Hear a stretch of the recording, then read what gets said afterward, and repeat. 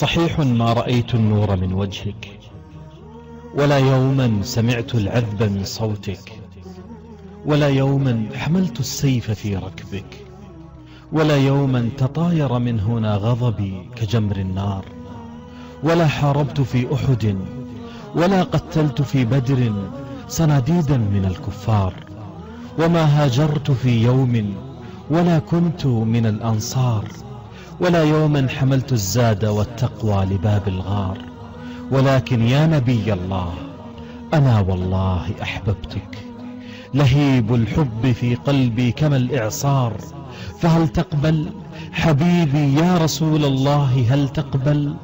نعم، جئت هنا متأخرا جدا، ولكن ليس لي حيلة، ولو كان قدوم المرء حين يشاء لكنت رجوت تعجيله، وعندي دائما شيء من الحيرة، فمن سأكون أمام الصحب والخيرة؟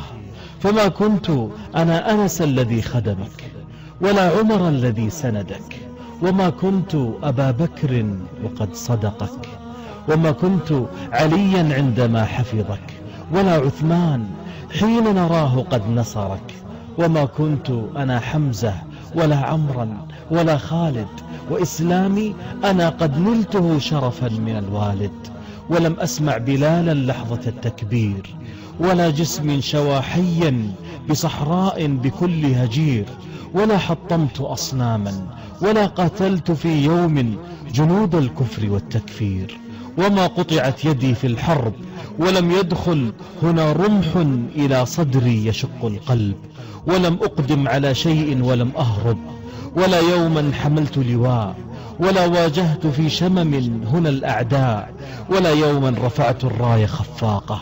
أنا طفل يداري فيك إخفاقه، ولكن يا رسول الله أنا نفسي لحبك يا رسول الله، وحب الله تواقة. أنا نفسي لحبك يا رسول الله، وحب الله تواقة.